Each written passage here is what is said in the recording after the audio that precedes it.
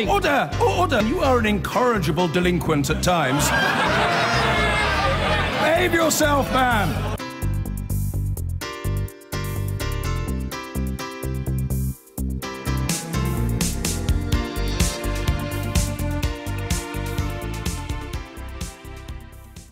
Well, just days before this massive storm slammed into Texas, President Trump scrapped a raft of federal flood protection standards, which Barack Obama had introduced. Measures which would legally have to take into account the impact of climate change. Along with what's happening in America, India, Bangladesh and parts of South Asia are also inundated by severe monsoon flooding. So does climate change mean these kinds of events will become a grimly inevitable prospect in our future? Here's our science editor, Tom Clark. Katrina became shorthand for natural disaster, the costliest hurricane in American history. 7 years later, Sandy slammed into normally hurricane-free New York. And now Harvey, which some predict could cost as much, if not more, than Katrina did. 3 unprecedented storms in 12 years. So is it a problem with the experts' choice of words, or a problem with the planet? Harvey is like nothing we've seen before. It's dumped 76 centimetres of rain on an area the size of Spain. It hasn't just broken Houston's record for wettest month ever, it's doubled it. The US Weather Service has had to add a new colour to its rainfall map for this, the worst rainstorm in US history. This is a storm of historic proportions, not just to the city of Houston, and not just to the Harris County, but to the entire region. While Texas braves this deluge, thousands of miles away in Asia, 1,200 are dead and tens of millions displaced by extreme monsoon flooding in India, Bangladesh and Nepal. None was caused by climate change. They're all natural weather events, but it's climate change that makes them worse. As oceans warm, they put more energy into storms. As the atmosphere warms, it can hold more moisture. By one estimate, 30% of Harvey's rainfall results from man's impact on the climate. Last week, the world's largest oil firm, Texas-based Exxon, faced new allegations about how it played down the risks of climate change for decades. An irony that today its former chief executive, now Secretary of State, commiserated with his fellow Texans. Millions and millions of Texans are really suffering right now. So I simply ask that all Americans keep them in your thoughts and prayers. I think the state of Texas is doing a remarkable job. Today, Donald and Melania Trump headed to Texas. The First Lady's footwear a denial of the weather conditions, if not their causes. Few have criticised Mr. Trump's response to this disaster, but his actions just days before the hurricane hit are certainly out of kilter with expert opinion. Last week, he removed an Obama-era rule to engineer climate-related flood risk into public infrastructure projects like dams, bridges and highways. The standard overall was intended to be a response to some of the major hurricanes that already happened in the United States, like Hurricane Sandy and Hurricane Katrina, and to encourage infrastructure to be built and even rebuilt after disasters to be stronger and more resilient against flooding. And the rollback of the standard just leaves communities vulnerable. And that's very frustrating to see, given the context of Harvey. In his short time in office, Mr. Trump has undone important climate change policies, most notably promising to pull out of the Paris Climate Agreement. And the potential impact of that isn't just relevant to Americans at risk of extreme weather, but everyone on the planet. Well, we're joined now from Washington, D.C. by the Director of Climate Science at the Union of Concerned Scientists, Dr. Brenda Eckwursel. Dr. Eckwursel, is climate change a part of the conversation at all with regard to the Texas floods, or is it all about the emergency, which the administration seems to have handled without mishap so far? Yeah, you're right on.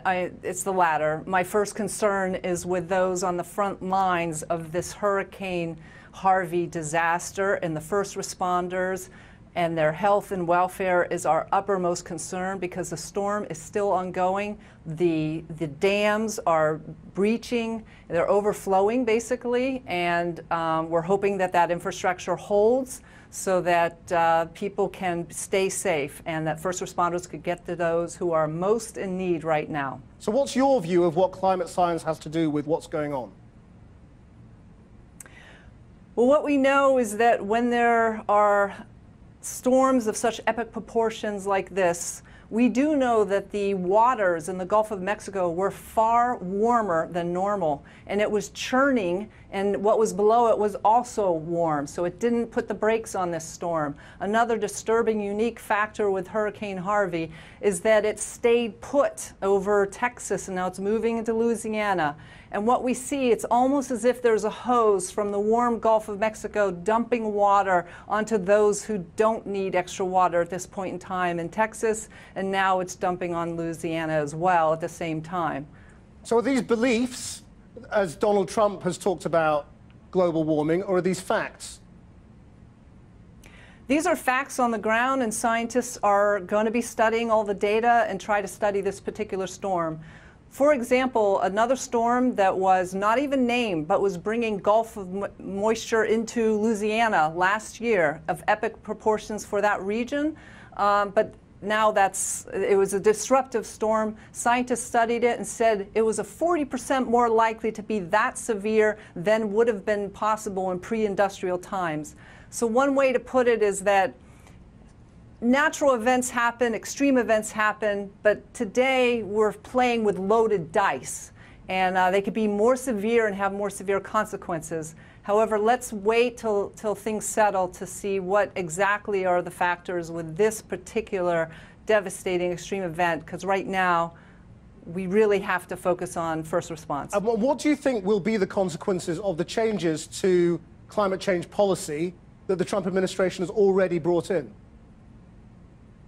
I think it's very important that the president, it's good that he's seeing the changes on the ground. We've heard some encouraging words from the president, and it would be very important to restore the flood protections that were mentioned earlier in the segment that need to be in place when Houston rebuilds, and anywhere in the path of Hurricane Harvey. The rebuilding has to be in consideration of these risks to make sure that Texans are safe. So you're hoping this might change his mind? I mean, we know this is a president who does change his mind sometimes when he sees powerful images.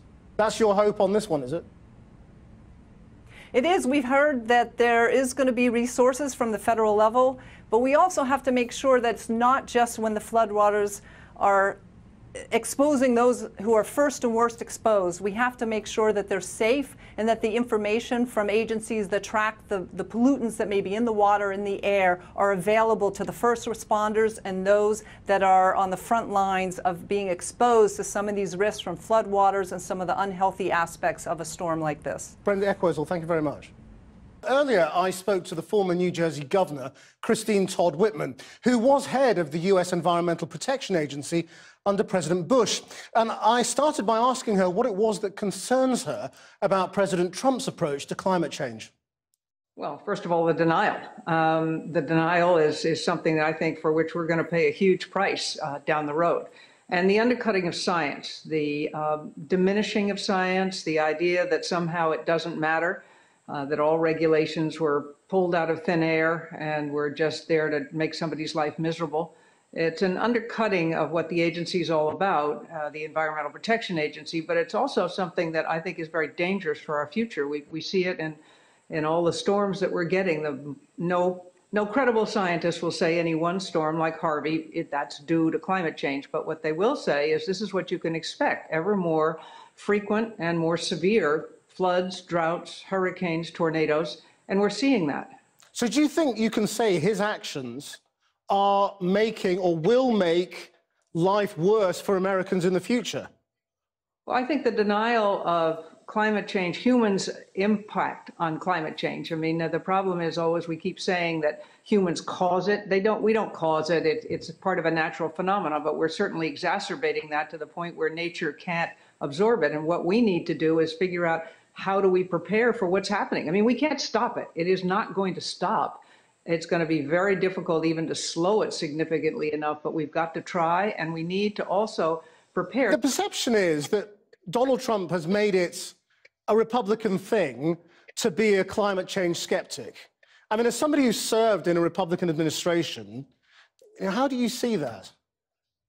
Well, certainly the Bush administration was skeptical of the the amount of human impact. I mean, what humans actually were doing. They weren't so skeptical about the fact that the climate was changing. And in the past, it's been Republicans. I mean, Ronald Reagan was the one who put climate change on the national security agenda for meetings, because while he wasn't sure about it, he recognized that something was happening and that could have security implications for the United States. This is the first time we've really come to a place where it has become sort of a mantra of Republicans to say you either believe or you don't believe. There's no in between. So what impact do you think that's having? Well, again, it's not going to be immediate, but it is going to certainly have a long-term negative impact, both for the United States and for the rest of the world, because Mother Nature really doesn't care a whole lot about geopolitical boundaries. And what happens in one country does have an impact. And if we go back to trying to burn more fossil fuel with reduced regulations on what those industries can put into the atmosphere, we're going to pay a price at home, and others will pay that price as well. Christine Todd Whitman.